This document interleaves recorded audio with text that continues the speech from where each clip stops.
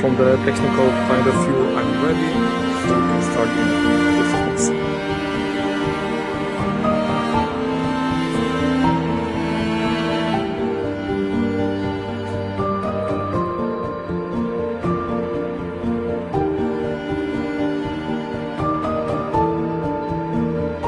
Hello. We warmly welcome you. We welcome all our dear friends on the other side of the screen, dear friends, dear inhabitants of our brilliant planet Earth. I am Earthling, and I say to you also, dear Earthlings, citizens of our brilliant planet Earth. We were happy that we can meet again. Welcome to the 81st meeting of the Club of Ecological Thought. My name is Piotr Skubała. As most of you probably know, I'm a biologist, ecologist, climate activist. Rysiek? Yeah, my name is Ryszard Kulik. I will be running this meeting with my friends Piotr Skubała. I'm a psychologist and environmental activist. So, Piotr, let's start this meeting with our special guests. Yeah, we are a club of ecological thoughts, and our meeting is possible thanks to Górnośląsko-Zagłębiowska Metropolia and Uniwersytet Śląski. Thank you for support and for possibility to meet with you, all of you. And let's introduce our guests. Okay, maybe I say something more before we introduce our guest. Again, we welcome you in English. Next meeting will be in Polish. However, our guest, Sylwia Spurek, will be also from Brussels, but we talk in English today, in Polish, today in English. Thank you also for media service from the University of Silesia. Warm thanks to you, to media service. We have also many now more media partners. Apart from Dzikie Życie, monthly, Dzikie Życie, and the University Gazette of the University of Silesia, the monthly Aura, also Ethical Education magazine from Krakow, and the quarterly Ekologia from Katowice. Recently, the following media partners have joined. Is Europe Direct Śląskie and Śląska Opinia. Thank you for accepting the invitation. Yeah, we are now in three, but let me allow to introduce Basia Wojtaszek. Basia Wojtaszek, can you join us for a moment? Sure. Hello, everybody. It's very nice to meet today. And I'm constantly on alert on Facebook and YouTube of our Club of Ecological Thought. And I invite you to ask your questions on the chat on YouTube and in comments on Facebook. I will pass them to our guests in the second part of the meeting. And above all, we thank you, our viewers, for being with us. We are very happy that we meet together. Yeah, in May 2020, an article was published in the National Geographic with the meaningful title, Change the World for the Better. Change the World for the Better. This is our mission of our club and our dream also. The mission, the main message of our guest, Gil Peñalosa, is very similar. How to create a happy city. We are very happy to welcome you, Gil Peñalosa. Thank you very, very much for inviting me. And I love Poland. I've been to Poland to work doing keynotes or doing master classes or workshops in at least 7 or 8 different cities. and I have always enjoyed it. So I wish I was there, but second best is through online.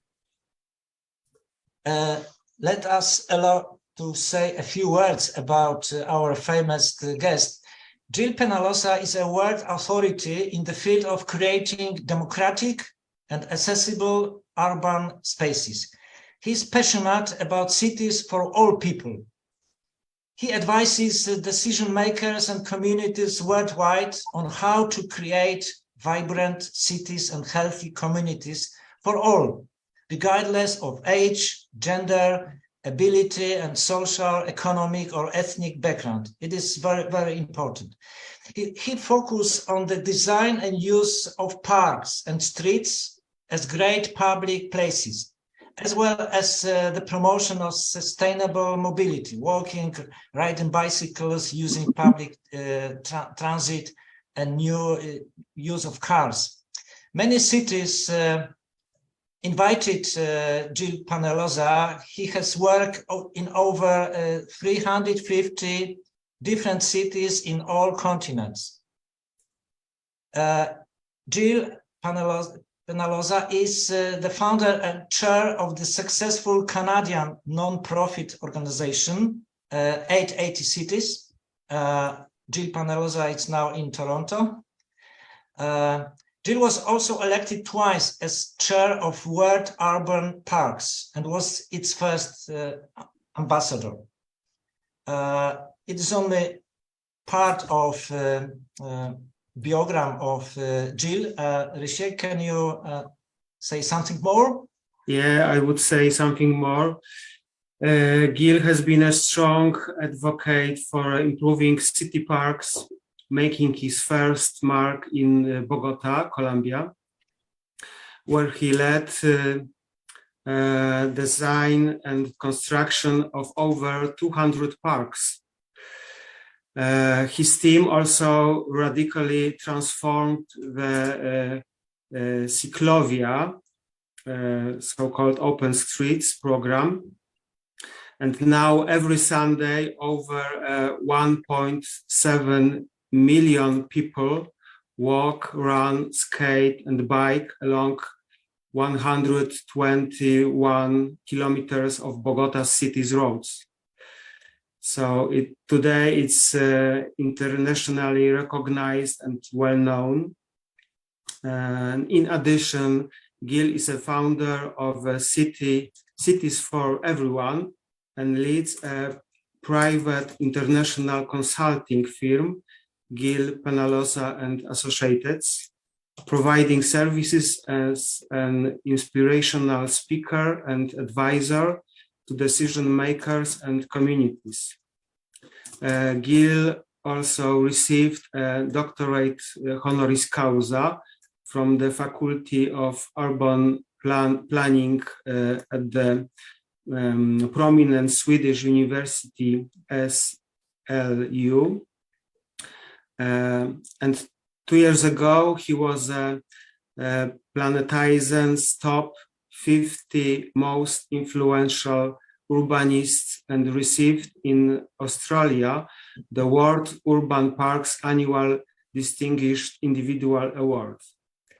So welcome warmly, Gil, in Poland, in our space, in internet. And we are happy to talk to you and to ask a lot of questions about how to create happy cities. Is it all true? Can you add anything about what we miss? Anything important in your activity, in your life? Well, thank you very, very much. I think that you have been very kind. I think what is important is that we the people, we can create where we want to live. We need to decide how do we want to live. And once we know how do we want to live, then we build the cities accordingly. And I think that during COVID, we saw a lot of changes. And I think we need to do things radically different. I think that we must realize that most of the cities that were done in the last 40, 60, 80 years were very poorly done. Were cities thinking more on car mobility than on people's happiness, and we need to do things differently. Mhm. Okay. Okay. Maybe the first, yeah? Okay, Piotrze. The first question about the parks, because me and Rysiek, we are strongly connected with nature, with wild nature, and also biodiversity. Yeah, is something important for us. So the question about parks. You focus on the design and use of parks and streets as great public places. You were, as Rysiek said, elected twice as chair of World Urban Parks and was its first ambassador. Can you tell us more about your experience in creating and designing parks worldwide that supports people, health and well-being? How do you, can you say more about these activities, about creating, designing parks, real parks with biodiversity, parks for all people? Well, I think that well, one of the things that I find is that we need to have nature, and we need to have nature pretty much everywhere. Let me show you a couple of images here. I've been living in Toronto now for 23 years, but before living in Toronto, do you see my image? Yeah, it's okay. Okay. Before living in Toronto, I lived in Bogota. So I've been thinking about parks for many, many years. It's not something new. I was commissioner in Bogota. When I was commissioner, I designed and led the construction of over 200 parks all over the city, small ones, big ones. This was one of them. The Pope had come and have done a mass for 1 million people. And then the Pope left. And after the Pope left, nothing happened. There were not even sidewalks, no trees. For 27 years, nothing happened. Why nothing happened? Because change is hard. Change is hard in Poland or in Colombia or in Canada or anywhere else. Because you try to change and the cave people show up. Who are the cave people? The cave people are the citizens against virtually everything. But then the people on the call, we need to find ways to get things done. We cannot accept no for an answer.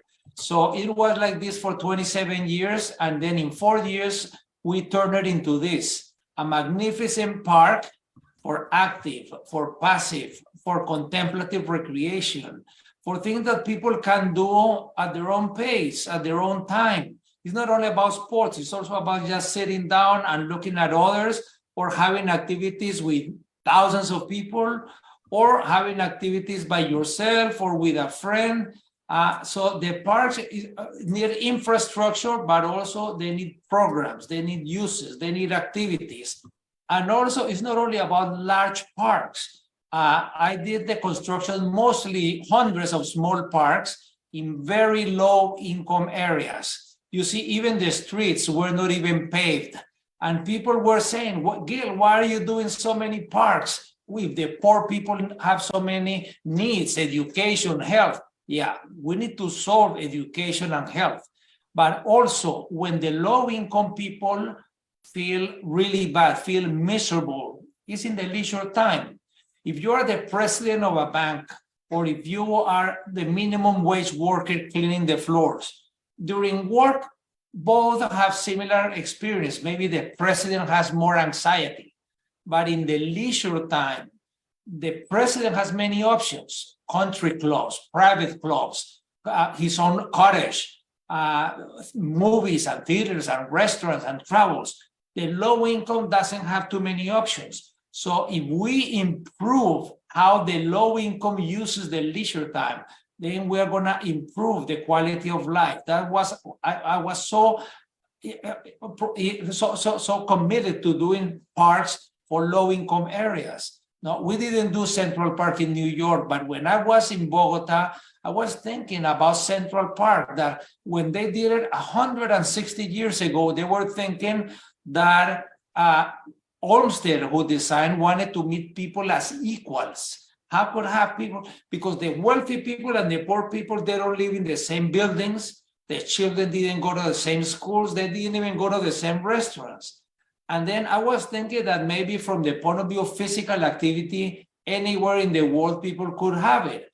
And that's when I started thinking, well, we have the streets. And there was a small program in Bogota of only a few kilometers and a few thousand people. And we turned it into the world's largest pop-up park. This can be done in any city in Poland. Sunday mornings, we open the streets. It's really simple. We open streets to people, we close them to cars, and the magic happens. All of a sudden, we get everybody, 121 kilometers. We interconnected the main parts of the city and also everywhere, the wealthy neighborhoods, the poor neighborhoods. Some people walk, some people bike, some people run, others just chat. But everybody's really enjoying the presence of each other. And I think that that's also something that is really interesting, 1 out of 4 people. So this is also about changing minds, that the streets are public space. We need to do different things with the streets. And it works in small cities, in large cities, in medium cities. So this is one of the things that of changing the mindsets of people. We meet each other as equals, and that is why this is powerful. So this is some of the things that I did before coming to live in Canada when I was commissioner in Bogota. Yeah, I'm really impressed of your activity and the results of the activity. But I would like to ask you, what is the secret of the success? How did you manage to do such? I've read 200 parks, and your brother was mayor of the city and created another 800 parks. Wow, it's amazing. So what is the secret of the success? Well, the secret is to make parks a priority. When you make cars a priority, you invest all of the money on roads. Roads are very expensive. Highways are very expensive. Cars are very expensive. And they are bad for the environment. So if we, instead of spending all the public money in widening roads, in doing bridges for the cars, if you spend it in parks, we need to understand that the trees, nature, we need to have nature everywhere. We need to have nature at home, on the streets, on the sidewalks, on the places where we work, where we go to school. So the parks, we need to have a park system. And we need to understand why. It's not just because we say, oh, parks and trees. No, it's because trees are good for the environment, are good to fight climate change, are good for mental health, are good for physical health, are good for economic development. So it's about changing the mindset that parks and nature are just nice. No, of course they're nice, they beautify, but in addition of beautifying, it has many of the benefits. So I think part of the focus is changing of mindset that it is. Also, I recommend people in Poland that whenever you have a mayor that really wants to do nature or parks, do as much as possible. Because then all of a sudden you can do, people say, oh no, now people change, so we don't have a hurry. It will take years. No, that administration leaves, a new mayor comes, and maybe everything stops. When 20 years ago, in the year 2000, for example, the open streets was 121 kilometers. Today, 23 years later, it's exactly the same. It has not increased by 1 meter. So the message to the people on the call is, whenever you have an opportunity, because the mayor of a city or the president of the country wants to do environmental things or do as much as possible, because it maybe the next president or the next mayor might not be on board and nothing will happen. Of course, also, we need to focus on what is important, and it's never easy. People keep saying, oh, it's because the mayor is powerful or because people are rich or because, no, everywhere is difficult. But then people on the call, we cannot accept no for an answer. We need to advocate. We need to develop alliances. We need to invite the people from public health. We need to invite the business. We need to invite the universities. We need to create broad alliances to fight for these issues that are very critical. And what about money? Is it expensive to establish parks, or it's just not need for a lot of money?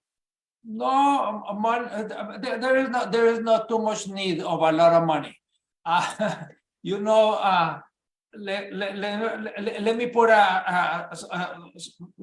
something in context, because the thing is that when politicians say it's the money, usually is because they don't want to do it, so they say, oh, we don't have the money, but then you see they're spending money on other things. So let me show you something here.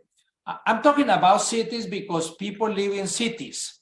In Poland, almost everybody lives in cities. It doesn't matter if the city is of 2,000 people or it's millions, but it's cities. We're an urban world. You know, the people on the call, especially young people, you know, this is a great opportunity. Today, we have 3.5 billion people living in cities. Within the lifetime of the students, within their lifetime, we're gonna double to 7 billion. And it could be very nice and very civilized, where people walk and ride bicycles and use transit, and especially where people, everyone can enjoy nature. But then is when I was saying, we need to decide, how do we want to live? I mean, the problem is this: in the last 40 years, this is how we've been doing cities. We leave the poor people far away, isolated, no trees, no parks, very little nature. Even, look, this is the wealthiest country in the world, the US. This is by postal code, You see that the postal codes in dark red, the life expectancy is 60. In light pink is 90. How can we even accept that it's normal that if you are born in one neighborhood, you're going to live to 90? If you are born in another 70, in another 160? It's totally crazy. We've been focusing on cars, and not on people's happiness. And this is how we've been doing cities around the world. And of course, to solve mobility, we haven't even solved mobility, investing billions. This is Florence, Italy, and one highway interception. It seems like we have learned how to do cities, and then we unlearn how to do cities. But the way the cities do not decide the what, but do the how. Imagine, this is how people are doing cities. No trees, no nature, no parks. We need to do things radically different. Instead of parks, we are doing parking lots for the cars. It doesn't imagine if you are a small children or an older person or someone with disabilities, you need to depend on someone with a car just to go for an ice cream. So the last 40, 80 years have been very bad. We need to improve the cities that we have today, but we also need to create great cities for the future. So they need to be planned differently, managed differently. It doesn't matter if the cities are for 2,000 people or a city of 500,000 or 5 million. The issues are the same. We need nature in the city of 5,000. We need nature in the city of 5 million. The solutions might be different. And when we were thinking about equity and population growth and climate change, I mean, we see the climate change everywhere, the symptoms, even if some people don't want to believe. But when we were thinking of climate change, COVID arrived. And some people say everything changed. I think more than change, the perception change. It's like if we have gotten some magnifying glasses to look at the cities. All of a sudden, the invisible became visible. We started to see the homeless people in so many countries, in so many cities. The hotel rooms were empty. 90% of hotel rooms, and people were putting the homeless on the parking lots. But from the point of view, and this is to show you that it's not about the money, on the positive side, we saw many cities where you couldn't see the buildings, you couldn't see the mountains, and people said the quality of the air is very bad. But since people had lived with bad quality of air all the time, they didn't know what quality of good is and what bad is. But during COVID, they said, oh, you need to stay home for a few days. And there were fewer cars. And when there were fewer cars, this happened. So we know how to fix this. All around the world. All around the world, we started seeing how people were changing. So that's what I'm saying is, how do we want to live? So it is really, really important. But at the same point, from a horrible situation, became an opportunity. For example, we told people, go to the parks, and there were not enough parks. So then people started using the streets. People thought, oh, all of a sudden they realized that the streets were public spaces. So then, look, this is New Auckland, New Zealand. This is Oakland, California. For example, look how people change. The mayor in one day said, tomorrow, all of the streets in the neighborhood are only for the neighborhood, are called slow streets. Before, when people were on their car on a big road and there was traffic congestion, they would cut through the neighborhood. Now they say, no, you cannot cut through the neighborhood. You need to stay on the neighborhood, only the people that live in the neighborhood. It's only 10 kilometers, only 10, only local. And then you saw streets with no noise, with no danger, with children playing, with older people playing, with people with mental or physical disabilities playing. So it shows that it can be done. For example, with fewer cars, people could say, oh, we cannot do bike lanes because bike lanes are very expensive. Well, people were doing bike lanes in days, not in 20 years, not in 10 years. In 10 days, they were doing bike lanes or less. So it's not an issue of money. It's not an issue of money. It's a political issue. This is not technical. This is not financial. This is political. That's why everybody needs to participate. People said, oh, bus-only lanes, you cannot do them. No, you can do them in a week if you have the political will, or do markets in the middle of the streets. And look, from the point of view of parks, some people have golf courses. In the golf course, only 200 people can play in one day, 200 people. And in San Francisco, the mayor said, in 24 hours, tomorrow, the two public golf courses are going to be parks. And from 200 people playing golf, now you have thousands and thousands of people enjoying the public golf as a park. So we need to think about priorities. There is no ethical, there is no moral reason how you can justify in a city that doesn't have enough green spaces or doesn't have enough housing. How can you have golf courses for 200 people and not making parks? So in some places, the impossible became possible. All of a sudden, people were so happy and said, wow, we got an opportunity. For example, imagine people said, oh, we can turn some roads into parks. Yes, we should.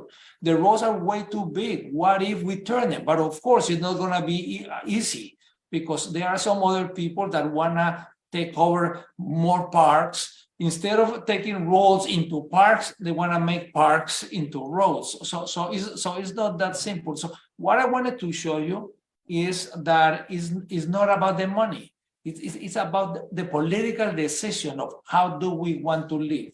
Do we want this for a golf course and 200 people, or do we want it for a park and thousands of people? Yeah, Gil, we need you in Poland, in Katowice also. Unfortunately, in Poland, new parks are not being created, or there are too few of them. It's my experience. I do not observe growing number of parks in Poland in cities. No, there is concrete in cities. Concrete is dominated everywhere. In parks also sometimes. Are you satisfied with the effects of your work on the creation of new parks? And do you notice difference in the approach to creating new parks between individual countries, between Europe and America, North America? What do you think about the situation of Poland? Do you have any experience creating parks in Poland? Well, I think that it's every city is different, every country is different, but everywhere climate change doesn't have borders. So the issue, people are the same everywhere. I see people everywhere have 2 ears, 2 eyes, 1 mouth. So we all need nature. So I think we need to give it a top priority everywhere, especially the countries where the population is growing. It's even more important, because if they don't leave the space for the parks, then it will be very, very difficult to do parks later on. You know, such as countries like in Africa and Latin America or Canada. I live in Canada. In Canada, the population is growing very fast through immigration. So all of the large cities are going to have more than 50% more people in 30 or 40 years. So we need to create those parks. So we really need to create a different mindset. Do you have any experience in working in parks in Poland? Do you observe in parks in Poland? What is your opinion about nature parks in Poland? Let me show you something. And these photos of Poland are not in a presentation. They are basically it's from my folder. Can you see the photo of the woman coming down? Mm-hmm. Yeah. Okay. So now let me tell you a little bit about some of this. Here I was with the mayor of Gdansk, who was a good friend of mine. Unfortunately, that was in 2019. And 2 months later, he was assassinated by someone that had mental problems. Mm-hmm. But he was very committed to parks and green spaces. But anyway, so it was unfortunate. But I like this, for example, constructions of some density. I love in Poland when people go out with children to the cities, and also when they create like this green ways through the middle of the city. I think all of that is very good. There is a lot of bicycles, a lot of emphasis in public transit. I see also this nice connection with trees. I need to have those trees.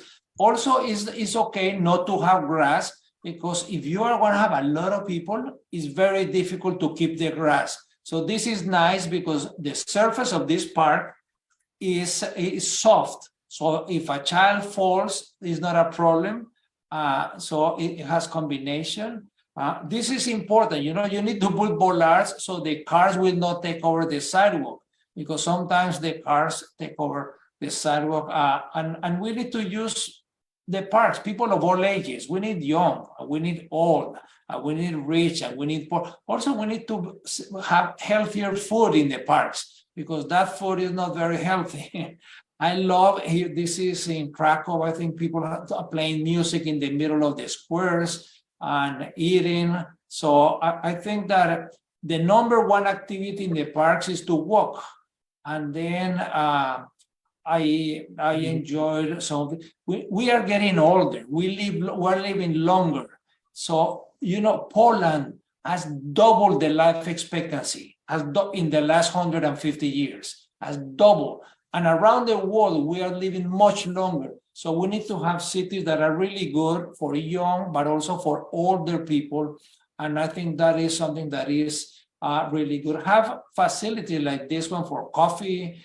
I think that I love on Sundays, people put on their nice clothes and then they go to maybe they go to mass and then they go to the park. But this is what I was saying. We need also the children. You see here, older people and younger people. It's nice when we do parks, we need to think now of different generations, multi-generations, young and old. It's very common now to see 3 generations or even 4 generations at the same time in the parks. So I think something like that is, and we can have activities, maybe have a farmer's market one day or something like that. And it's, you see, this dog is in love with that woman. But some of these things I really like. To see people of different ages, I like it very much. I think that having drawings, engaging the children, just chilling the young people, having barbecues. Here, people were having small barbecues at the end of the day during the summertime. So I really like all of that. We need to do sidewalks. Sidewalks is really important. Some places, the cars are taking over those sidewalks. So there's many good things that I see in Poland. For example, to socialize. This is a symptom of a good public place. When you go to a public space and you see people socializing, people talking to each other, that's good. This is a really bad sign. No. It's like you go to this park and you cannot do anything. It should start with a positive and end with a positive message. Like, welcome this park. You can walk, you can read, you can watch birds.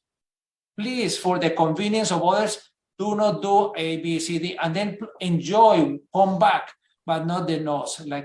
But I love when you put art, because combining culture in the parks is something that is really good. And benches, look at this. The cars are taking over. You know, I love Poland in so many ways. One of the big problems is that in Poland, people are in love with the cars, and the cars are destroying many cities in Poland. And they're taking over the sidewalks, and they're taking over the parks, and they're taking over every place where you live. You see, you even have to put all of those bollards, or else the cars will go on. So that the children can walk to school. I think that's really nice. Taking public transit with these beautiful flowers. I also think that is quite nice. Like having in the park an area where students come and they can have lessons. All of that is many good things. Enjoying the ice cream. You know, two people having wedding photos in the same park. Also, that is quite nice. And again, the multi-generation, having grandparents and grandchildren at the same time, having areas to play. But look at this, the cars taking over. That's what some of the things I was talking. Here, I love this. When I was in Warsaw, I spoke in this public space, but I went the night before, and the night before I saw all of these people dancing. And Vika was the putting the music. She's an entrepreneur, and she was, but look at this. Look at the love for the cars. My God, this is a symptom of being asphyxiated by cars. But other than that, I see lots of really good things, and so these are just some images, so that even some people on the call might not have been in all of these cities. So it's good to learn and good to see, and good to see how to enjoy. This is another party organized by Vika. And you see older people dancing, and all of that is good. More cars asphyxiating. Gardens. Let's put nature at home, nature on the sidewalks, nature in the parks. And let's have activity. Like here, there was a theater. There was a theater going on, and people watching and having a glass of wine. Here, this is from the Soviet Union era, that the crosswalks, they force people to go down 50 steps to cross a street and then go up another 50 steps. Why? Instead of don't force people to go down. Imagine that you have children. Imagine that you have a lot of packages. Imagine that you are very tired. Why force you to go down when it would be so much easier to go straight? So these are just some of the examples of places that I love in Poland. So I think there is a lot of interest, but I also agree with you that most of the parks were built 100 years ago. It seems as if 100 years ago, there was more important for nature and for parks than what it is today. I think that we need to reevaluate the importance of nature in our lives. Yeah, nature is very important, and happy city is the city for everyone, as you said. But now we can see our cities are dominated by cars and roads, unfortunately. And we Polish people, we really love cars, you know. And you have said before, we should transform a lot of roads into parks. And it's doable. Imagine if when the city is going to repave a neighborhood road, if they actually knock on the door on people and say, look, we're going to repave this road, is in bad condition. Do you want all of it in pavement, or do you want half of it in pavement and the other half as a linear park? I think many people will say, oh man, this would be great to have a park in front of my house. Let's have a park. There is a clear trend in many places. Another time I'll show you photos from Melbourne. In Melbourne has turned more than 80 hectares of roads in the city into parks. Sometimes even just narrowing roads. Some roads have 3 lanes, very wide lanes. They do the lane for the cars 4 meters. So they said, oh, if we make it 3 meters, then we are gonna save space, and let's do grass. Let's do a linear park there. So we need to, instead of giving more and more space to the car, we can start taking.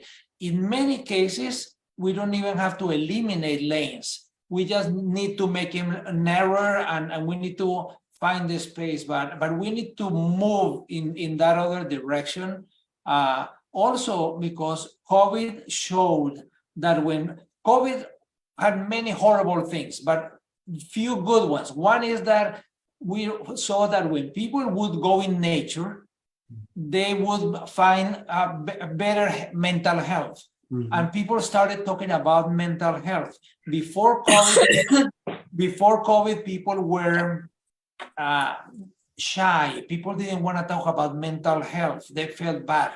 But after COVID, I think that there was more openness. And now people realize that when you have contact with nature, you have less depression, less anxiety. So that's one of the benefits.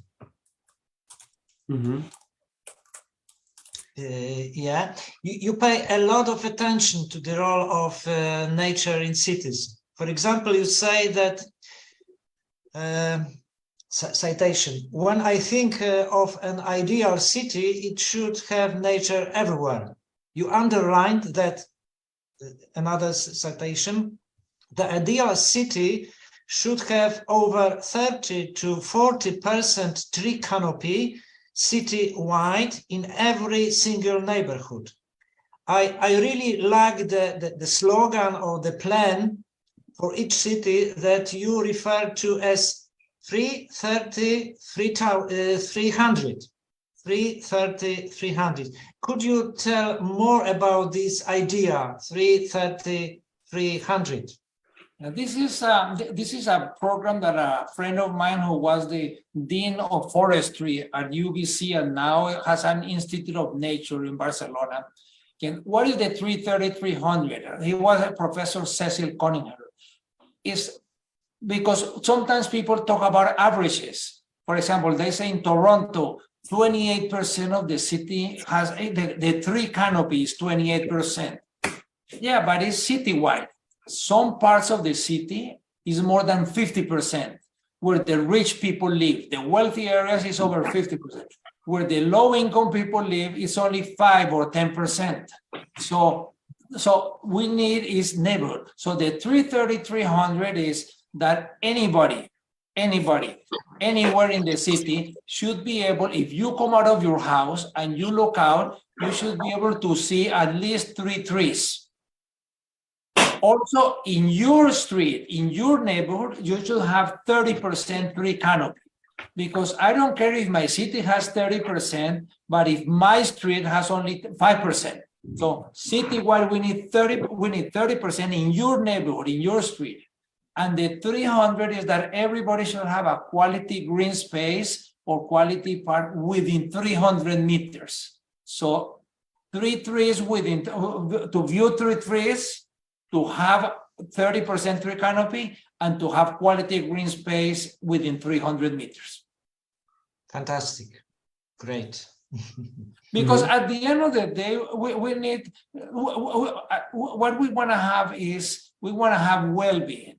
So, for example, so people say, okay, so what is well? Oh, sorry. Some people say, what is well-being? Sorry, it was.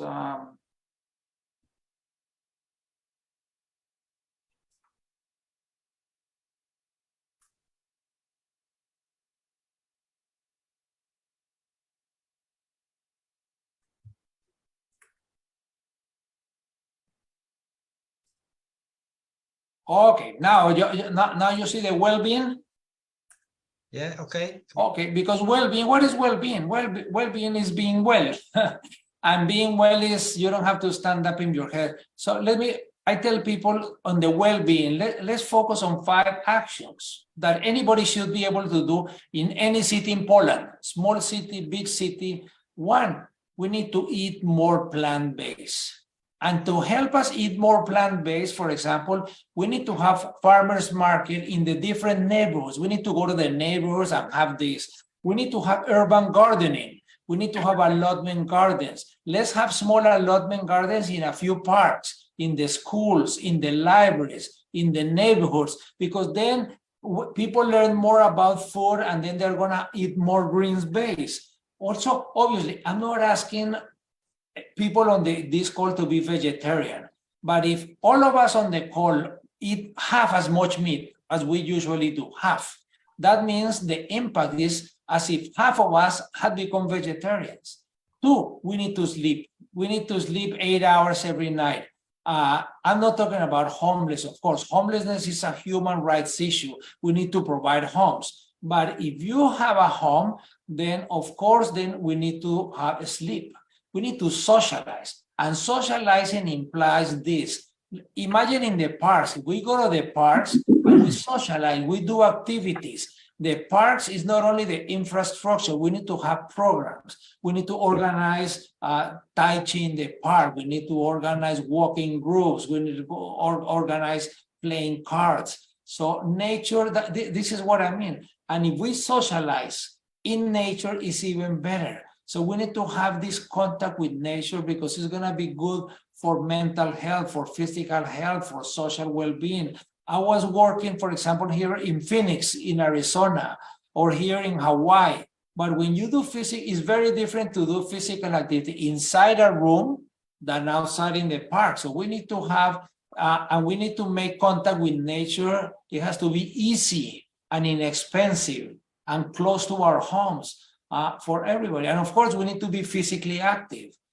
In Poland, everywhere, we need to be physically active. Look at this crosswalk in New York. We need to find those trees. So it is very important. If we are physically active, it decreases the premature death, the strokes, the osteoporosis, the heart, and so on. And I'm not saying do a marathon. Adults is only 30 minutes a day, children's, but it has to be 5 or more days a week. And look at this, if we do it, and it is proven. So people are hoping for a magic pill. There is no magic pill. The only way that in Poland people are going to be physically active is if people walk, bike, or play, but as a normal part of everyday life. But all of this is good for physical health. But there is no health without mental health. Loneliness improves heart disease, strokes, dementia, and depression is the leading cause of disability. Why am I talking about this, Peter? Because if we have contact with nature, it improves our mood, it improves our cognitive attention. So like when when Puerto Rico had a hurricane, I volunteered 10 days there, and I enjoy these bike lanes next to nature. We need to have nature in the summer. We need to have it in the winter. We need to have it everywhere, because if we are physically active in nature, it's going to be good for our mental health. We need to have our neighborhood. Our neighborhood has to be green. When we have green neighborhoods, we have lower depression, lower anxiety and stress. So we really got to work on that. It's not only because our neighborhood is going to look nicer, but we are going to feel happier. We're going to feel healthier. And that should be the goal. We need to be able to live older, healthier, and happier everywhere. And when we have more and more buildings, then people, the park becomes like the garden, become like the living room of people. So this is also why I make such emphasis. And when I said that we need to have nature everywhere, it's at home, in the school, in the streets, in the parks, everywhere. So those are 5 actions that I think that we should have. And if any of those actions we have in near nature, it's gonna improve. And also it's going to improve for economic development. Sometimes people say, oh, but it's about the money, the money, the money.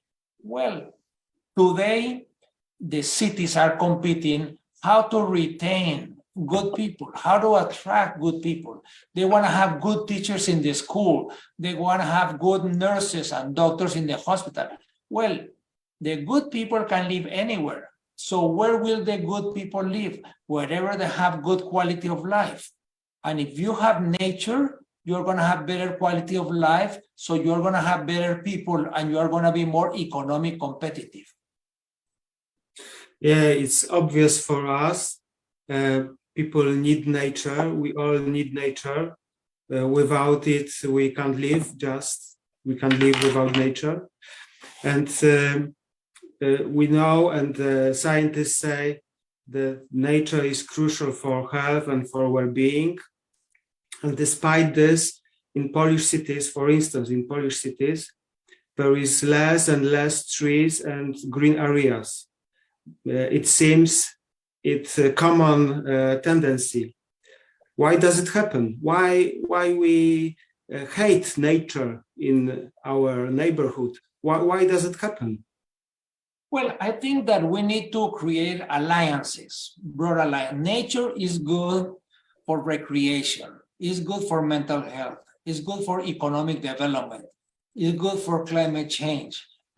It's good for everything.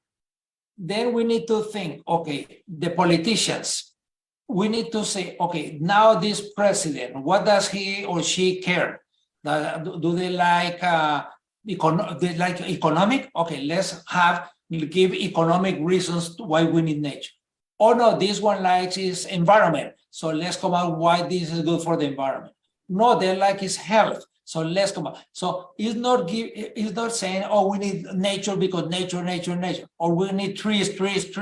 No, let's think what matters to the people. So if the people in one city, they only care about money, let's tell them why having trees is going to improve the money. In another city, if they only care about health, let's tell them why trees are going to be good for health. So we need to have different benefits. Let's not focus on nature or trees. Let's focus on the benefits and tell the politicians or tell the citizens or tell the media the benefits that are for them. Let me give you an example. I was hired to go and work in a city in Latin America, and the mayor was a woman that had a daughter with mental health problems. So before I went there, I did all the review of how parks and trees and nature improves mental health.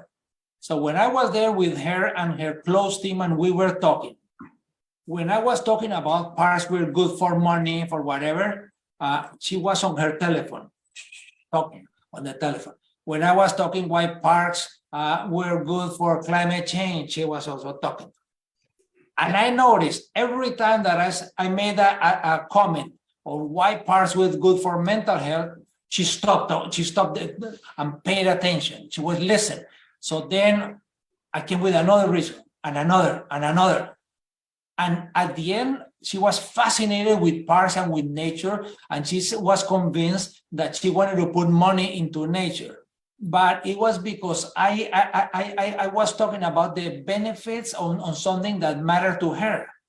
If I had only focused on why parks are good for economic development, it would have gone in one ear and out the other ear for her. She would not have paid attention.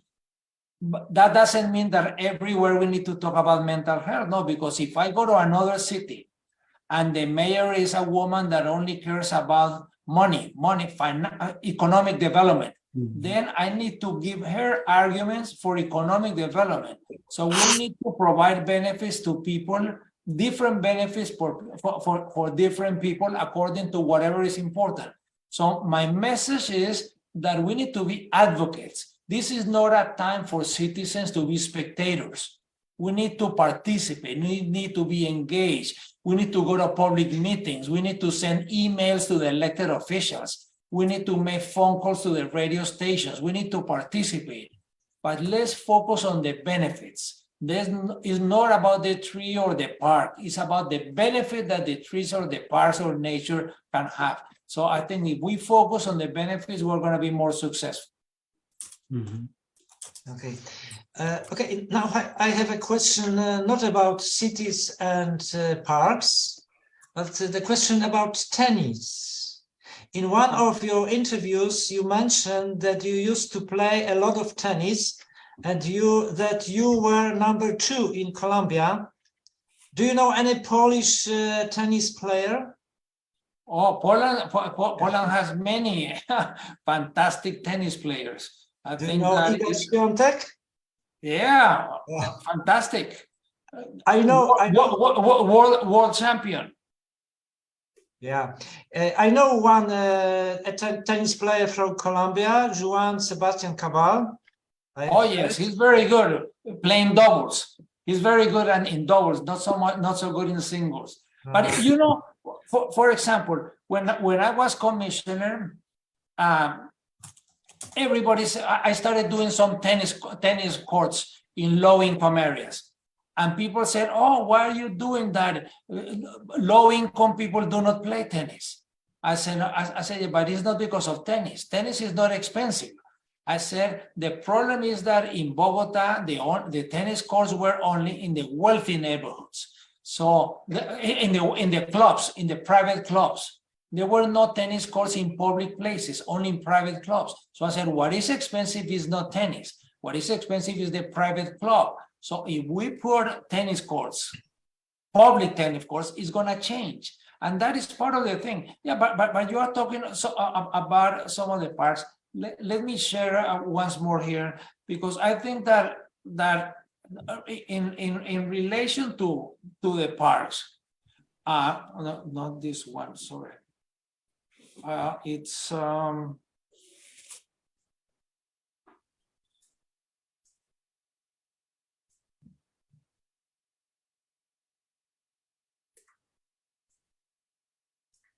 okay. In regards to parks, we need to keep in mind great parks are great if people visit and return. It's not if they win awards. Sometimes people say, oh, the parks, the awards. No, the parks are almost like a restaurant. The good restaurant is not the one that gets good reviews in the newspaper. It's when you go to a restaurant and it's full of people, it's a good restaurant. People are there and are coming back. It doesn't matter if they have good reviews or not. And I think one of the biggest problems of the parks is management. Because people think it's same as maintenance. No, maintenance might be 20% of management, picking up the garbage. Of course, we need to pick up the garbage and cut the grass, but it's about activities. Having here grandchildren and grandparents making bread, having activities. People are playing here, running and having lunch and reading books and taking a nap.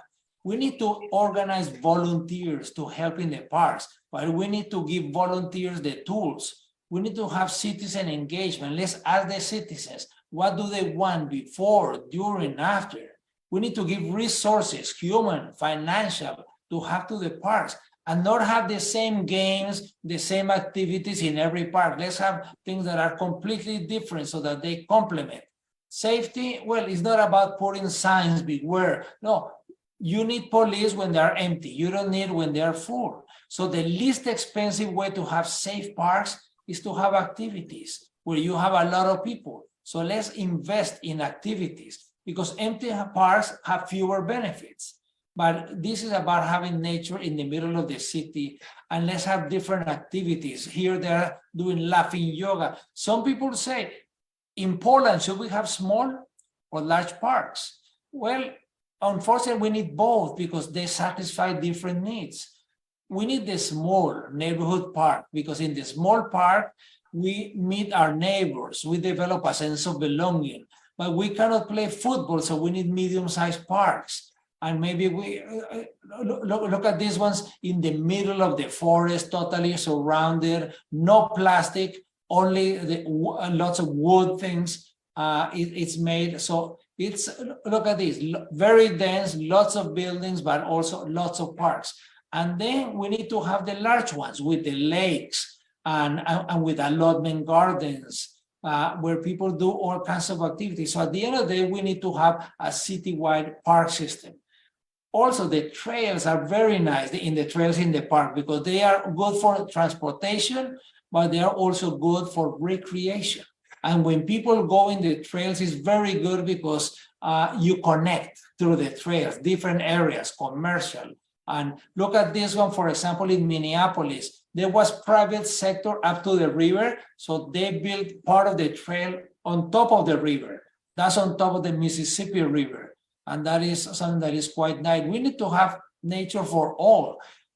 For economic development, like these photos are from San Antonio. San Antonio, Texas, was having economic problems. They rebuilt a network of trails next to the river, next to the water. They brought up the nature, and it substantially improved. So we need to have those, and we need to use them all year. For example, this is in Canada, in Winnipeg. That's a river. The river is frozen in the winter, and people come out in the winter. And then they bring colors and some trees so that not everything is white to make. So that's why I'm thinking that we really need to have nature. This is close to my home, across the street, and activities. So I think we need to have parks within walking distance. So we need to do, and if we don't have a place for a park, let's think of the school, the street, the library. For example, look at these schools in the US.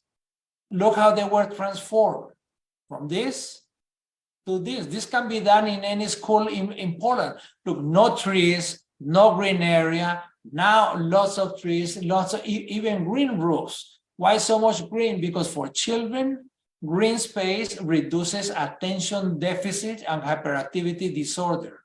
Look, going from this to this, the same school. Look, they have an allotment garden when they are planting vegetables, and they're having all of, look, it's completely cool. So these are some of the things that we must do. And for example, Poland, it's important for Poland. I know that most of the former communist countries are going crazy about the cars, but the cars are not the solution. I mean, the cars can play a role, but we need to invest. Look what people are doing. In Seoul, South Korea. In Seoul, there was a river going through the middle of the city, 13 kilometers. And people said, oh, please, let's put a road on top. So 60 years ago or 50 years ago, when they were thinking cars, they put 6 lanes for cars. It got full of cars. So they said, oh, let's do a second level. So they did the second level for cars. It got full. They wanted a third level for cars. The mayor said, no. No one has solved mobility through the private car, no one. So he tore down the second floor, he tore down the first floor, and he created a linear park. Look at this, it wasn't easy. 13 kilometers through the middle of Seoul.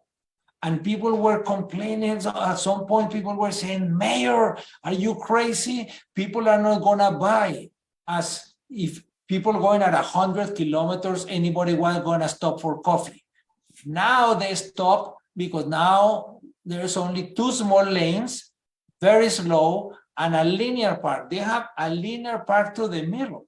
This is what people are doing with the streets. But we need in Poland vision, action, passion, perseverance, and guts.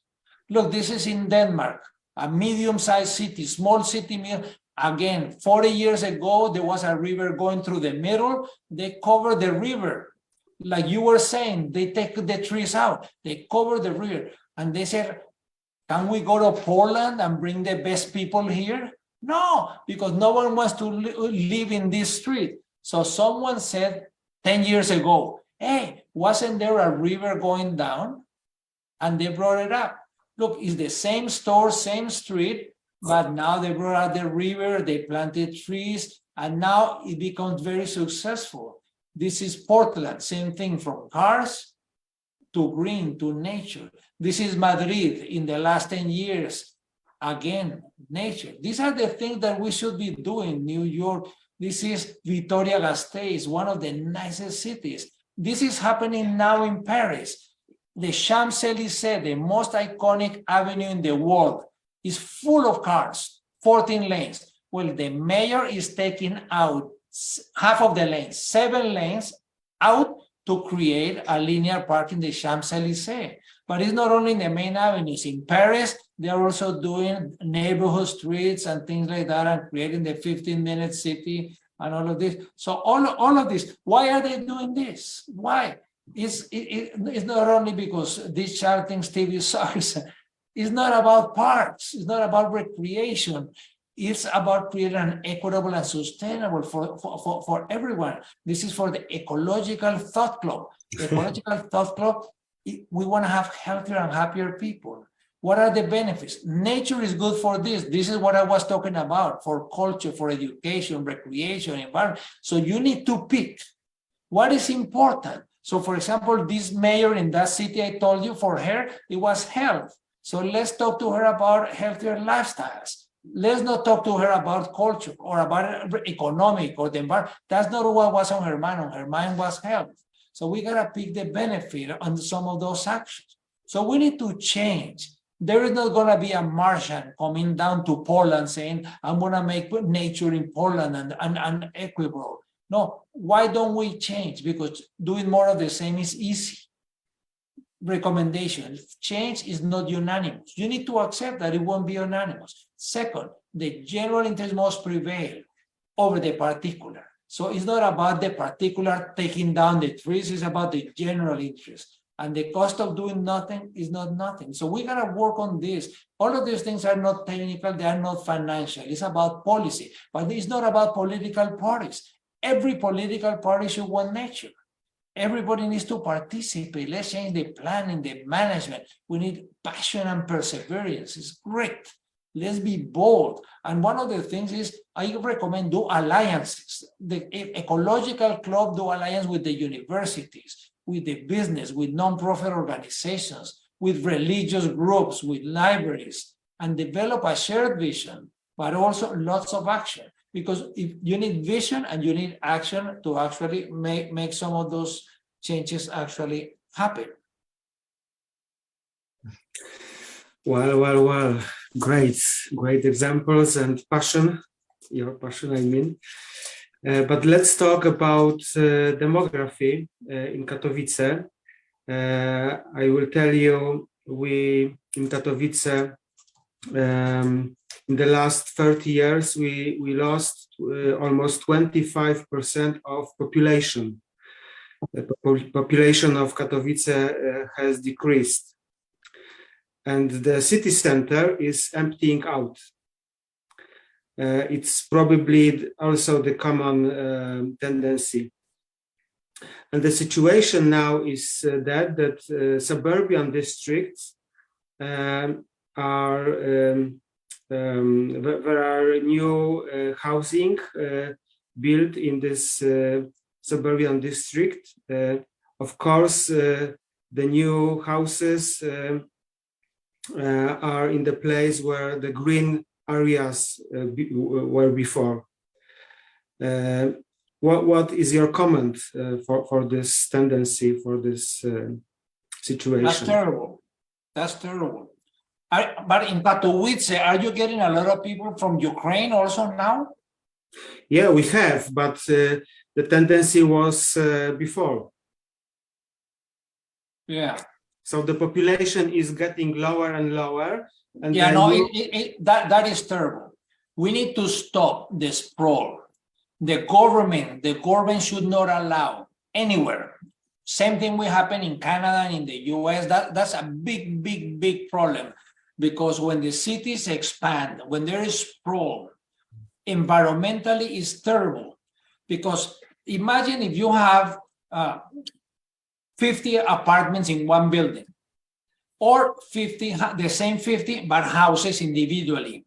If you are gonna bring a road in one building, you don't need a road, they're there. In 50 houses, you need to build a road. You need to bring sewage and water and electricity, and people need their cars to go everywhere. So we cannot allow to expand the cities. All of the roads should be in the existing footprint, There should be almost like a national law to say no one can build outside the existing footprint, because environmentally it's a disaster. It's a disaster for now and for the future. So I think that the other thing is we need to invest in the downtown to make it exciting and fun, so that people will want to live in the downtown. We want families in the downtown. We need to have really good schools in the downtown, good schools and good parks, and make it safe so that people will want to live in the downtown. Because many leave the downtown because there is not enough green space, the schools are not the same quality. So we need to realize that it's going to be very expensive for the cities to allow people to move outside into sprawl. That is something that is terrible for the environment. Mm-hmm. Okay, maybe the last the last question before we give the floor to our viewers. My question is about the idea of doing nothing in the city with regard to nature. In 2021, an article by Polish scientists about the importance of urban greenery was published under the title "The Value of Doing Nothing." The rest of the title, "How Informal Green Spaces Can Be Provide Comparable Ecosystem Services to Cultivated Urban Parks." The authors compared two types of urban greenery, grassy and woody, across the country. And they studied how much carbon dioxide absorb this wild nature, white greenery in city, and this organized green area. Of course, wild nature, spontaneously created nature absorb more carbon dioxide. It's obvious, but they also compared which type of the greenery nature in the cities people like more. It appears that people, as regard these areas without trees, more people like this organized, non-wild greenery in the city. But the difference was small. But as regard this spontaneously created nature with trees, much more people like this kind of nature in the city, these spontaneous wild areas with trees. So taking care of greenery in the city, sometimes it's worth doing nothing. What do you think about the idea of doing nothing in the city? The idea of leave some space for natures without creating this by people, by human. Yeah, well, that is something that is becoming very popular in many places. They call it rewilding. Rewilding is to get some areas of the city to be wild and not be taken care and have flora and fauna coming in. And well, that's a possibility. But also, when people say, oh, people don't like it, well, part of it is the change. You know, for example, when I went to a graduate school in Los Angeles, in California, I went to UCLA, and almost everybody had in their houses green space. They had grass, very well manicured grass. And when you told anybody there that, oh, why don't you take the grass and leave it wild, or put rocks or something, because the grass in the houses take a lot of water and fertilizers and chemicals. People say, oh, no, that's not what people want. Well, now you go and almost all of the houses have rocks or artificial grass or something else, because there is a huge limitation of water. But also, when people start seeing more and more with rocks, they start liking it more. So change is hard. Like I was saying before, change is hard. It's a process. But also, the ideal is how to convince some people so that they start moving, and then will be a tipping point when people will start liking it. Because before it was something totally strange, and it was only one house in the neighborhood, and it was kind of crazy. But now it has become the norm, so it becomes much more accepted. And also, we need to tell people about the impact on the uses of water, the chemicals, and all of this, so that they understand that eventually it's also because it's going to be better. Yeah, now the time for the question from the viewers. Basia. Russia, are there any questions or none? There are 8 questions, and 60 to 70 people are watching on YouTube and Facebook, so a lot.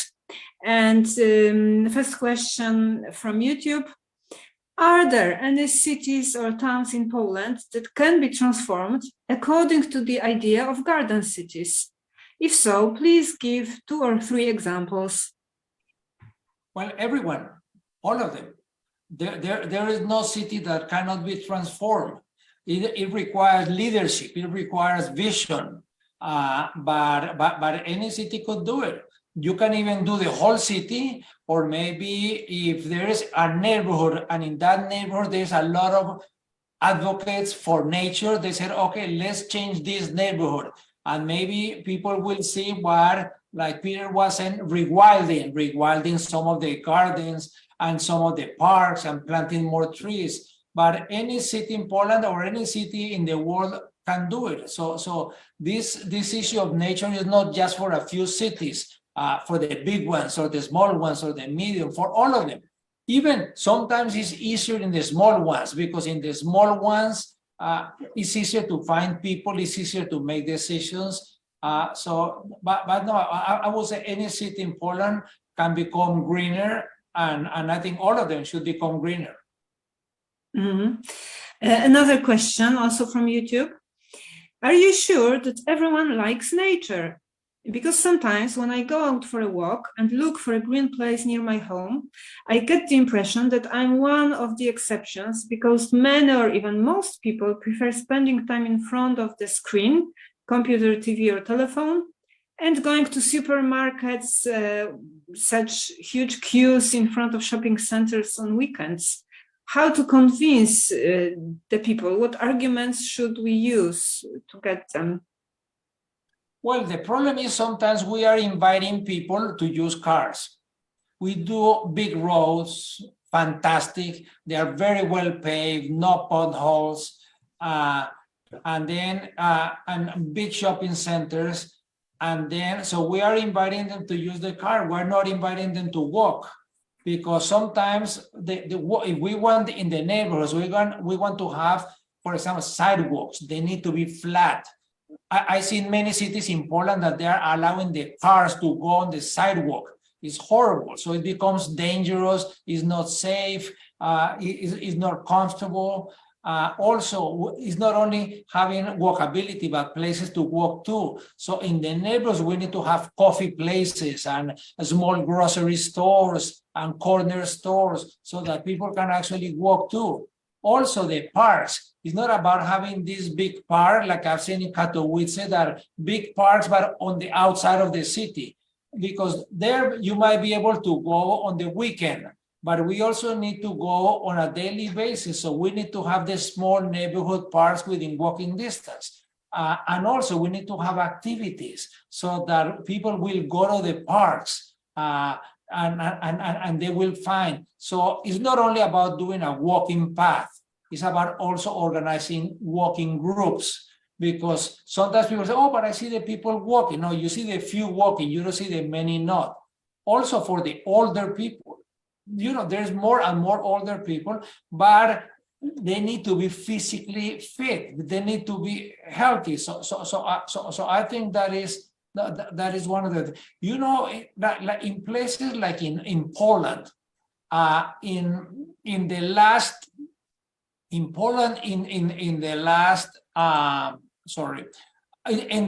150 years, the life expectancy has doubled. So it is very important to be able to find ways to make it also nice for everybody. The people that are on the questions, they are also looking at the images or not? They can see the images on YouTube. For example, the life expectancy is double.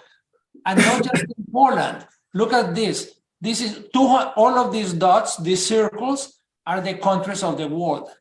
200 years ago, which is nothing because we've been around for over 200,000 years. But 200 years ago, there was not a country, including Poland, that had a life expectancy above 45.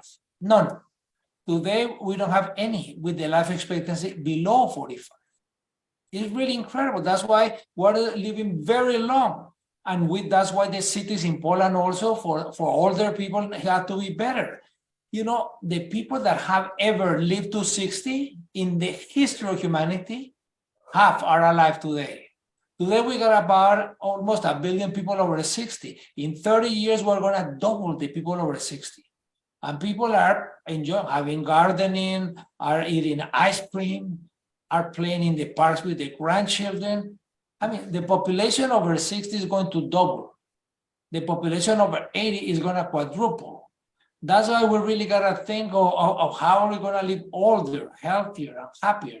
So that is something that is really, really important. So yes, I think we need to also promote the issue of, for example, the schools. It has to be from the beginning, from early on. We need to take the children to the park.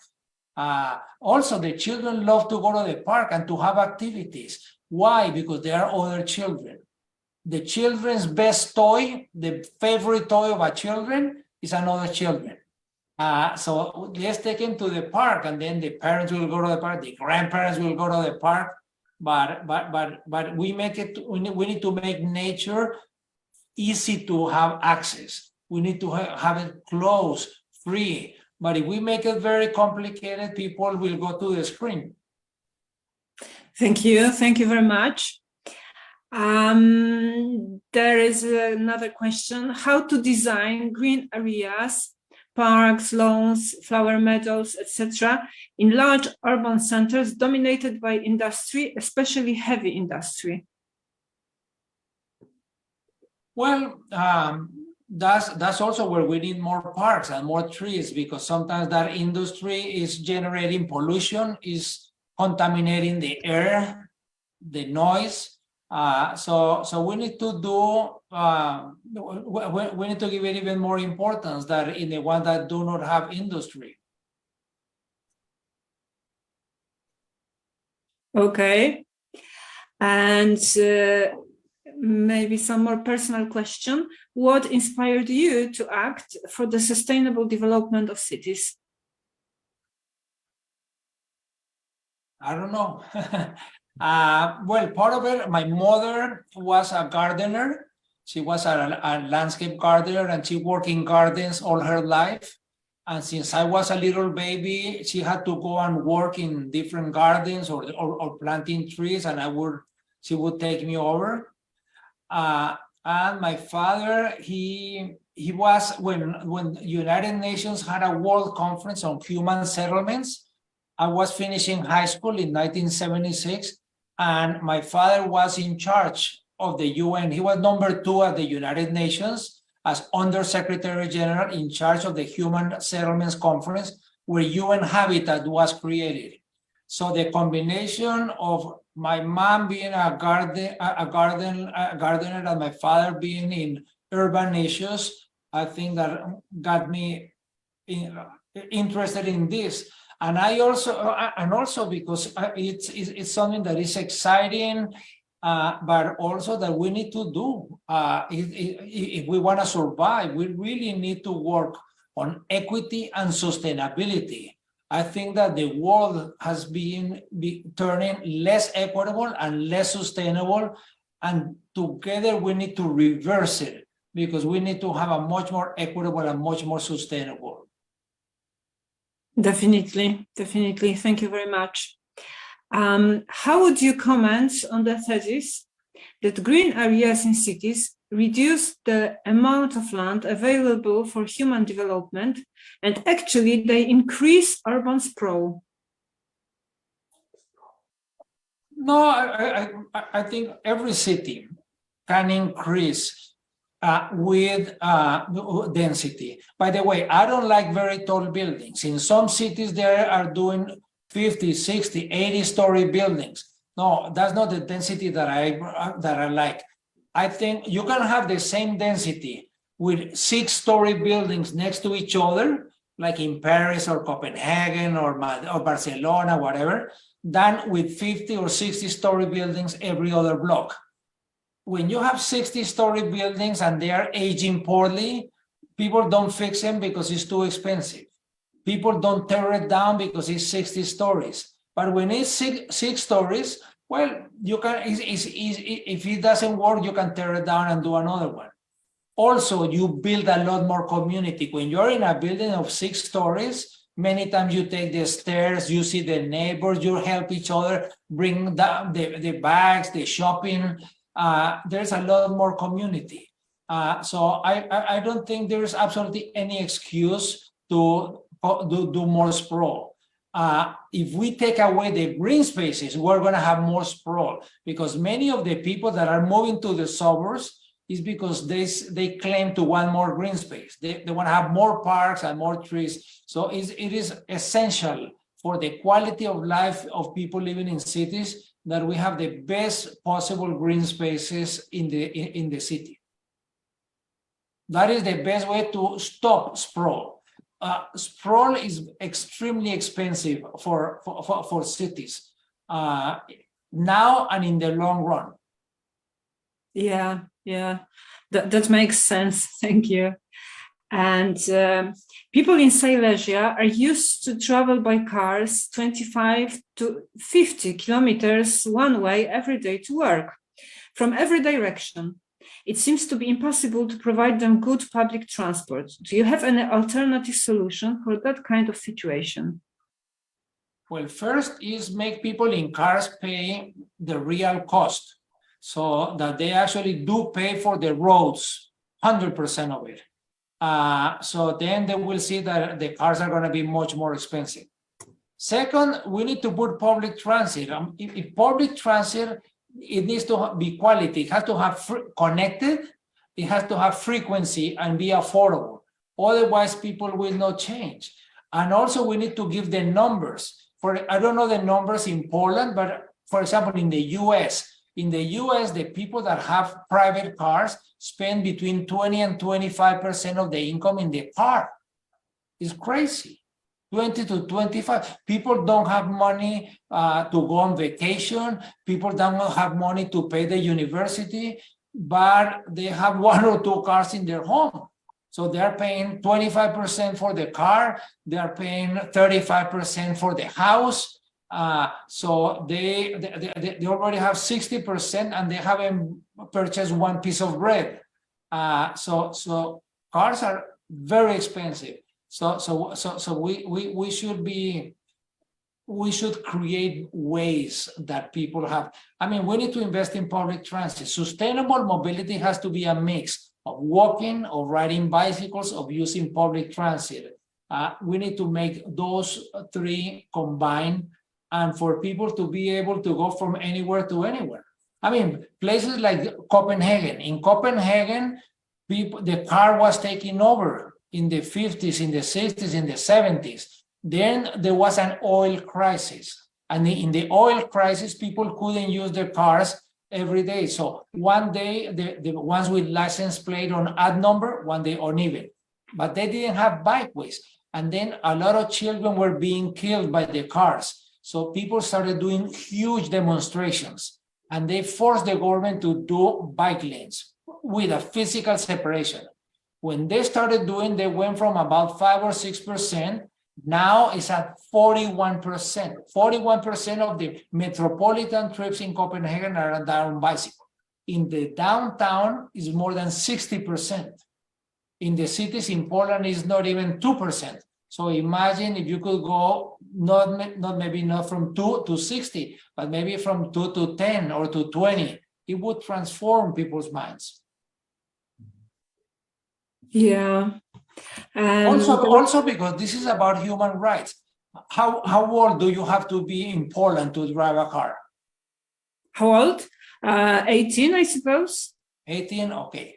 Imagine, so children that are 10, 12, 14, 16, they should be able to go anywhere without having to depend on someone with a car. They should be able either to walk or bike or take public transit safely. It doesn't make any sense. Even in the wealthiest neighborhood of Poland, more than 30% do not drive. Everyone under 18 don't drive.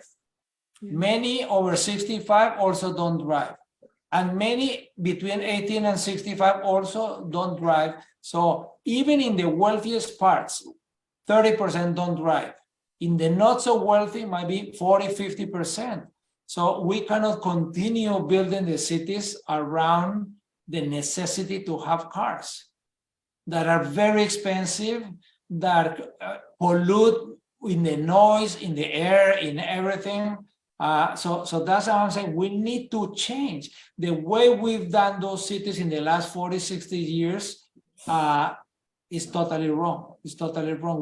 We really need to do the cities radically different.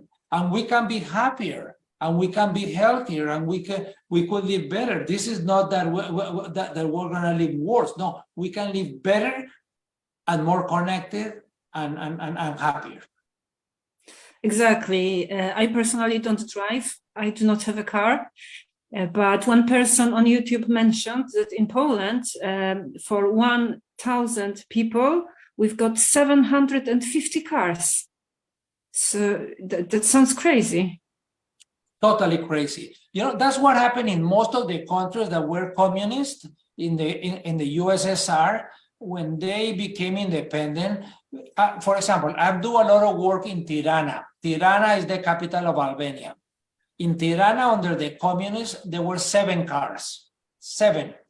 When I visited 6 years ago for the first time, the mayor told me for 1 million population, they had also like 600,000 cars.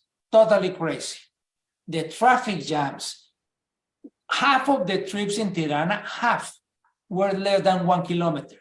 Less than 1, but it was such a status symbol. Like I was going to a building and they said, "Oh, Mr. Peñalosa, Mr. Gil, wait, the driver is coming." I said, "But look, I'm only going 2 blocks. I don't need the driver." "Oh, I would have to wait 20 minutes for the driver to take another 20 minutes to go 2 blocks when I could walk in 10 minutes. But now the current mayor, the mayor of Tirana, in the last 5 years, Tirana is a city that if anyone on this call can go to Tirana, go, because it has, in only 5 years, the mayor has totally transformed. It would be wonderful if you invite Mayor Erion Veliak in person to Poland, any city in Poland, or if you invite him to one of these talks to do a presentation on how he has transformed Tirana in only 5 years. in only 5 years. And this is not a wealthy city, a wealthy country. It's not Paris, it's not Copenhagen, it's Tirana. Tirana, people used to think that Albania was the North Korea of Europe. So I strongly suggest to invite Erion Velia, either for one of these talks or for an in-person event to show. And if anybody can go to Tirana, please go, because they have built lots of parks. When we're talking that there were very few, they are building parks all over the city. They are doing bus rapid transit, BRTs as well. They didn't have 1 meter of bike lane, and now they have a citywide network of protected bikeways. So it is a wonderful example to see how a city can be transformed in only 5 years is to go to Tirana, Albania, including lots and lots of trees. They have planted trees everywhere, and with volunteers, with community. It would be a great example. So it's possible. Thank you very much. And it took 5 years, because we have a question, but probably it's kind of a joke. If you have an idea how to implement this change in a week, we would be very grateful, but I don't suppose a week is possible. Well, there are many things that you can do in 1 week. In San Francisco, the mayor turned 2 golf courses into parks in 1 day. So it's possible. The golf course, maximum use of a golf course is 200 people. In the same area as public park is thousands and thousands of people. So that was in 24 hours. Today was golf, tomorrow is a public park. In Oakland, California, the mayor again said to the streets in the neighborhood, today is everybody at all speed. No, tomorrow, 10 kilometers an hour, and it's only for the people that live in the neighborhood. Otherwise, you go on the main roads, not in the neighborhood road. She did it in 24 hours. So the concept of the week is not so much a joke. I think they probably asked as a joke, but a lot of change can happen very fast, because doing cities for people is very inexpensive. To do sidewalks is inexpensive. To do parks is inexpensive. To plant trees is inexpensive. To do activities in the parks is inexpensive. I mean, to organize groups, to do theater in the park or so on. So it's in Tirana it's taking 5 years, but when people say, oh, we have a 5-year plan or we have a 30-year plan, I say, no, okay, good to have 30-year plan, but more important is, what are you going to do today? What are you going to do in the first year of that 30-year plan? I don't care about the 30-year plan. Tell me, what are you doing in the first year? And Tirana did a lot of things in the first year, and in the second, and in the third, and it wasn't easy. Sometimes they were doing demonstrations, creating new parks, and people would come out and do demonstrations and vandalize the park. And the mayor would fix it up at night and said, we'll see who's going to get tired first, the people vandalizing or the city repairing. And it's been a transformation. Oh, wow. These examples are very inspiring. Yeah, because it shows that it's doable in different places. It can be a low-income city in Colombia, in South America, or it can be a low-income in Europe as Tirana, or it can be a high-income like Paris. So but it's about moving towards more sustainability. Thank you. And another question. In Silesia, we have a big agglomeration, including many cities, and we need to convince many presidents with private agendas in the same time. Do you have any advice how to convince them to cooperate? Many what? Presidents, mayors of the cities, of the agglomeration. Well, you need to get people to vote for these things so that the mayor will know that if he doesn't do parks, or he doesn't do trees, or he doesn't slow down the cars, he's not going to be elected. So it's about convincing the population. Also, we need to elect presidents that are thinking you know, some presidents, they want to be presidents. Other presidents, they want to do as president. So hopefully you will elect more of those. The ones that want to do, for them to be president is a means to be able to do trees, a means to do parks, a means to do, but others, they just want to be president and they want to cut ribbons and do things. So elections matter. It's very, very important. So I would say, please participate, try to get the best possible presidents, but also put political pressure. And when you're talking about nature, not only from the ecologists, of course, the president knows that the ecologists want more nature. No, but convince the people in public health that there is no health system in the world that will be good if it's only curative.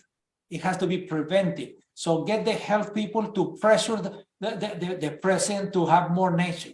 And then you're going to have more businesses because you're going to have more good people. So convince the business to pressure and so on. So if the president sees that the public health people want him to do nature and the business want nature, and all of that, he's going to have to work on nature because from many different areas, he's receiving pressure about nature. So it's not only the ecologists that want nature, but it's many different sectors that want nature. Mm-hmm. In the meantime, we have new questions. Do you know what is an average distance for Copenhagen commuter? The average distance? Yeah, for a commuter in Copenhagen. I think it's about 5 kilometers. But Okay. now they're getting a lot of commuters from further away. So they are doing something called the bicycle highways, and the bicycle highways go into the suburbs. Something nice that they have is that all the traffic lights are at the speed of the bicycle. So if the bicycle continues some speed, it's going to get all the traffic lights in green. Also, now there's many bicycles, electrically assisted bicycles. So then people can go further distances. And also, look, even in the US, a country with big cities, more than half of the trips in the US, more than half are less than 5 kilometers. So sometimes people say, oh, but what if I live in one area of the city and I work 40 kilometers away? No, you are not going to do 40 kilometers on a bicycle. Then when you are 40 kilometers, you use your bicycle to go to the train. You use the bicycle to go to the bus. And then you take the train. And then in the other place, you get another bicycle and go to work. But let's start thinking on all of those trips that are less than 5 kilometers. Let's focus on those. It's going to be more than half of those. Let's not be concerned about the 40 kilometers because that's not going to be done on a bicycle. Let's take every single school, every elementary school, every secondary school, and say, okay, 1 kilometer around that school, we're going to make it safe. We're going to do the crosswalks and the sidewalks, and we're going to do trees and plants and whatever. And let's start making by every elementary 1 kilometer by 1 kilometer in all directions. 1 kilometer, 1 kilometer, so 2 kilometers, one there, and let's make it safe. And then let's start moving in that direction. Thank you. Which instruments of urban policy, in your opinion, are the most effective to really improve the quality of life and environment in the city? Well, one is we need to plant more trees. For example, when you are doing roads, the engineers know everything about the road, and they know in the road how often they need to put sewage and whatever. Well, there should also be an indicator that you need to have good quality trees every so many meters. So have indicators for those trees. Also the parks, you should have indicators that if you want to have the 300, you want to have a park within 300 meters. Okay, so have the indicators and have a clear map of the city what are the parts of the city where citizens have parks within 300 meters and in a different colors, the ones that are 400 or 500 or 600, so that people will see where must be the priorities. 3, we need to stop the sprawl. So there should be a limit, say, there cannot be any new housing outside of the existing urban area. So the existing urban areas, all of the population growth has to be in the existing urban areas. Also, we need to densify so that wherever is only houses, we should need to allow people to densify 3, 4, 5 stories. Thank you. And I suppose this is the last question. Often, local governments in Poland refer to the high costs of maintaining green areas, which is why we do not have too many green areas. It depends. What is high cost? All of the southern people don't think it's expensive to widen a road from 2 lanes to 3 lanes, or from 3 to 4, or to do a bridge, or to do an elevated bypass. They think that's normal. No, that is many times more than doing parks. And they only have negative impacts on the quality of life. Instead, a park is only going to have positive. The park is also something that is like one of the big problems with parks and nature is this. It's very different, the parks, than all of the other public services. Because when you don't have water, you open and if there's no water, you are very unsatisfied when you don't have water. When you don't have electricity, you are very unsatisfied. But when you have water, you are not satisfied. There are some things that generate unsatisfaction, but do not generate satisfaction, right? So if you don't have water, you are unsatisfied. But if you have water, you are neutral. You are not really happy. When you turn on the light and it doesn't go on, you are unsatisfied because there is no electricity. But when you turn on, there is no light, you say, oh, wow, we have light. No, you're not satisfied. With the parks, is the other way around. When they do not exist, unfortunately, we don't have more people knocking on the door of the president saying we need parks. But when you have them, you become very satisfied. And it's like an endless source of happiness. You go to the park today and you're very happy. You go tomorrow and you become happier. And the next day, happier. And the next day, happier. Every day you're happy. Also because the parks are not like a picture, are like a movie. Every day are different because today there is someone walking one type of dog.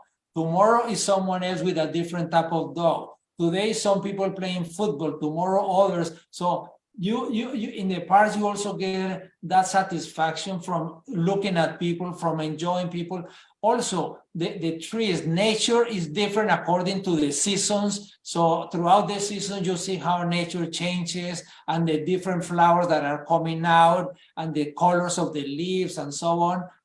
So I think those, but it's not about the money. I think when you look at the real cost of where the city is spending, where the money is going, is not into the parks, but it's not because of the money.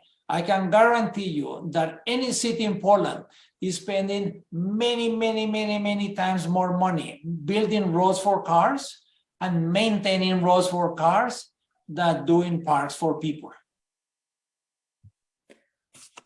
Yeah, definitely. Thank you. Thank you very much for all your answers. No, thank you very much for having me, inviting me. It has been very interesting, very useful. And I hope that I have open eyes on some ideas, and maybe someday you'll have me there, maybe doing a master class, very intense for a group or something. But in Poland, you know, one of the things that I love about Poland is that I think from all of the countries that were part of the Soviet Union, I think Poland is the country that has moved forward the best. Because Poland keeps some of the good things from the communist era, such as good public transit and good schools and value good health. But Poland also has some of the best things from the capitalist of private sector and competition and so on. The only thing that I think Poland has done bad is that Poland is indigested with the cars. It has indigestion. It has to take something for the indigestion of cars and realize that is not really the source of happiness. That nature is much more a source of happiness, of equality, of sustainability, than having more and more and more cars taking up more and more space. So that is one really negative point. But other than that, I think that Poland really is a symbol to the former communist countries on how it can move forward. Thank you very much. I have the last question. What is the weather in Toronto? What about the smoke in Toronto? In Poland today, we got the alert about the smoke, so we should stay at home in Poland today. What is the weather in Toronto? Well, the smoke is very low, but the weather today is very warm. Today is 4 degrees. 3 days ago, it was -27. It was very cold, very cold. But also nature and parks are 52 weeks of the year.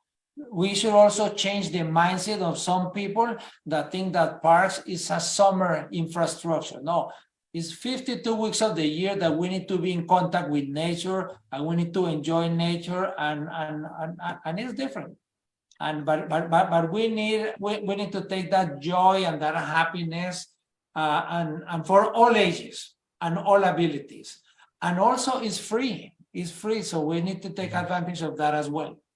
I must say, after the meeting with you, that I love to live in Gil's city. I dream about living in such city, Gil's city, created by you. It's doable. It's doable. So let's not give up. My last message is, please, let's not be hopeless. We need to move people from hopeless to hopeful, because it's through political decision that we can change. And there is absolutely no reason why we cannot change cities into places where we can live older, healthier, and happier. But it needs to decide. I'm very concerned because I tend to see many places, even young people are hopeless. They say, oh, this is bad, it's gonna continue bad, nothing can change. No, it can change, and we must change. And we saw some of the images from COVID, how we were able to change during those 1 to 2 years. And then, unfortunately, many cities went back to how they were in 2019, instead of going forward to a new 2022. But we need to push the presidents and all decision makers into a new way of living, and it's doable.